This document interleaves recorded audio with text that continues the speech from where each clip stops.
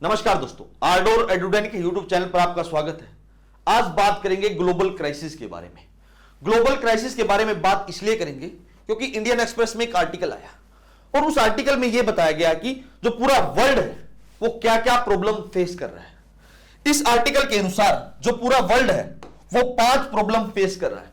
सबसे पहले climate change, biodiversity loss, food insecurity, water scarcity और हेल्थ रिस्क। साइंटिफिक स्टडी के अनुसार ये 5 चीजें पूरे वर्ल्ड में फेस की जा रही हैं और इन सब को नेग्लेक्ट किया जा रहा है आज के दिन।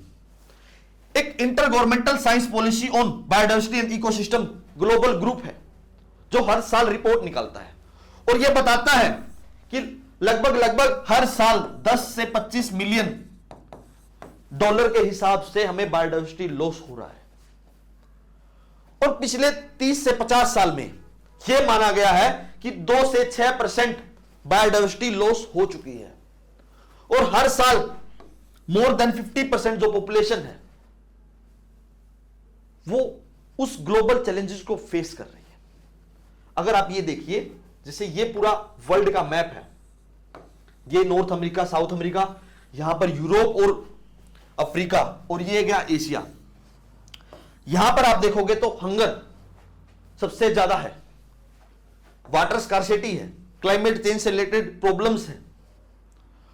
अगर आप यूरोप में देखोगे तो यूरोप में वैसे तो डेवलप्ड नेशंस हैं लेकिन वहां भी अब प्रॉब्लम फेस होना शुरू हो चुकी है। हीट वेव्स, कोल्ड वेव्स लगातार हो रही हैं और नॉर्थ अमेरिका और साउथ अमेरिका में भी सेम प्रॉब्लम फेस हो रही है। और साउथ जो एशिया है जिसमें इंडिया, पाकिस्तान, बांग्लादेश ये सारी कंट्री आती हैं, यहां पर जो हंगर है वो पीक पर है क्योंकि ज्यादा से ज्यादा पॉपुलेशन है और ये मान लीजिए जो हेल्थ रिस्क है वो भी ज्यादा है। एक पीछे भी एक रिपोर्ट आई थी टीबी को लेकर, उस रिपोर्ट में जो 50% जो पॉपुलेशन है लगभग टीबी की वो साउथ एशिया में ही है और इसके लिए बहुत सारी बॉडी भी बनाई गई। सबसे पहले जो बॉडी बनाई गई थी वो आईपीसीसी थी, inter governmental panel for climate change, जो क्लाइमेट चेंज के लिए असेसमेंट करती है और रिपोर्ट भी निकालती है। और ऐसी बॉडी थी बायोडाइवर्सिटी को लेकर, UNCBD, United Nation Convention for Biodiversity. और एक बॉडी थी डेजर्टिफिकेशन, यानी डेजर्ट को रोकने के लिए, United Nation convention combat desertification. और रामसर साइट्स आप सभी ने सुना होगा, जो वेटलैंड को प्रोटेक्ट करती है। इन सभी के अनुसार 66% जो वेटलैंड एरिया है वो लॉस हो चुका हमारा। 75% अर्थ की जो लैंड है वो डिग्रेड हो चुकी है। जो हमारी सोइल है उसकी प्रोडक्टिविटी डिक्रीज हो चुकी है। इन सब के बाद जो हमारा वर्ल्ड है वो लगातार प्रॉब्लम फेस करता रहा है और ये ऐसे ही चलता रहा तो हमारी जो प्रॉब्लम है, मुसीबत है, वो रुकने का नाम नहीं लेंगी। और इसका सॉल्यूशन क्या हो सकता है? आप हंगर पर काम कर रहे हैं क्योंकि ग्लोबल अलायंस अगेंस्ट हंगर ये एक बॉडी भी बनाई गई है G20 में, ब्राजील में अब की बार ही।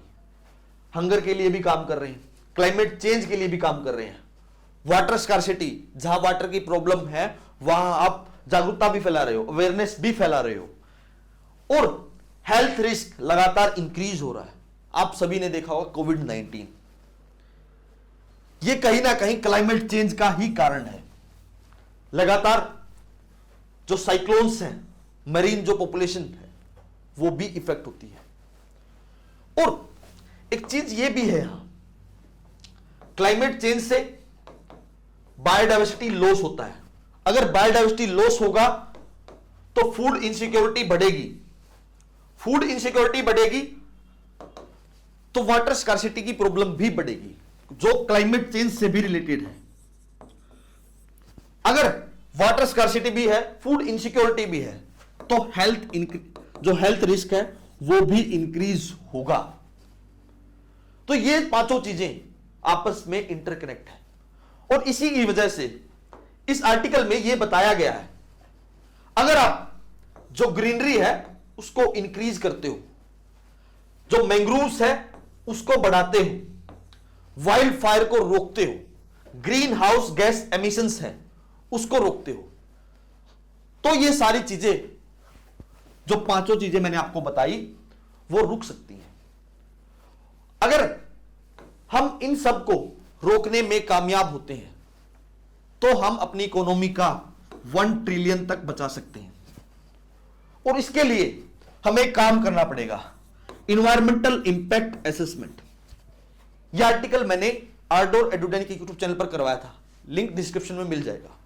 और इस आर्टिकल में क्या कहा गया, इस आर्टिकल में यह कहा गया है, आप कोई इंडस्ट्री लगा रहे हो तो उसका असेसमेंट होना चाहिए, वो हमें जितना प्रॉफिट दे रही है कि क्या वो इन्वायरमेंट को कितना इफेक्ट कर रही है, मतलब इन्वायरमेंट के हिसाब से वो आपको कितना इफेक्ट करेगी और कितना प्रॉफिट देगी। मान लीजिए एक किस्म से तराजू है, एक तरफ तो है इन्वायरमेंट और एक तरफ है प्रॉफिट, और इस प्रॉफिट से हम इन्वायरमेंट को इफेक्ट कर रहे हैं, तो क्या हम इस प्रॉफिट से इतना बड़ा जो इन्वायरमेंट हमने नष्ट किया है, खराब किया है, क्या हम इतना बड़ा इन्वायरमेंट बना सकते हैं? अगर ये सारी चीजें पॉसिबल हो जाती हैं तो पूरे वर्ल्ड में 400 मिलियन जॉब इंफ्रास्ट्रक्चर खड़ा हो सकता है, और जो ग्रीन इकोनॉमी है उसको बढ़ावा मिलेगा। यह देखने की बात इसलिए है क्योंकि क्लाइमेट चेंज एक ऐसा टॉपिक बन गया है जिस पर बात सभी लोग करते हैं लेकिन काम कोई नहीं करना चाहता। ऐसा ही आप देख सकते हो, जब कॉन्फ्रेंस ऑफ पार्टी हुई 29, लेकिन उस पार्टी में बाको अजरबैजान में जो पार्टी हुई थी, लेकिन इस कॉन्फ्रेंस में क्लाइमेट चेंज के लिए डेवलपिंग कंट्री को पैसा मिलना था, लेकिन वहां फ्रांस, ब्राजील जैसी जो कंट्री है वो वहां से बाहर आ जाती। और यहां यूएस ये कहता है कि हम जो डेवलपिंग कंट्री है उनको पैसा नहीं देंगे, सिर्फ और सिर्फ क्लाइमेट चेंज के नाम पर। लेकिन ये प्रॉब्लम लगातार बढ़ेगी जब तक इस पर अच्छी तरह से इंप्लीमेंटेशन नहीं होगा, क्योंकि सभी जो डेवलप्ड नेशन है वो अपनी रिस्पॉन्सिबिलिटी नहीं ले रही। लेकिन इंडिया और चाइना जैसी जो डेवलपिंग कंट्री है वो पूरे वर्ल्ड का 33% तक ग्रीन हाउस गैस एमिशन कर रहे हैं, क्लाइमेट चेंज में मेजर कंट्रीब्यूशन है उनका। हम उनको पैसा क्यों दें? यहां एक प्रॉब्लम बन जाती है। और जब पैसे की बात आती है तो इंडिया वहां पर उस बात को नकार देता है कि यह पैसा बहुत कम है, क्योंकि 300 बिलियन पैसा देने की बात हुई थी और वहां इंडिया ने मना कर दिया कि यह पैसा बहुत कम है। तो इस बात पर सोचना बहुत जरूरी है कि क्या ये 5 चीजें जो मिलकर मैंने आपको बताई, climate change, food insecurity, biodiversity loss, water scarcity और हेल्थ रिस्क, ये रुक सकती हैं। आप हमें अपना आंसर कमेंट बॉक्स में जरूर दीजिए। Thanks to all and please subscribe to Ardor.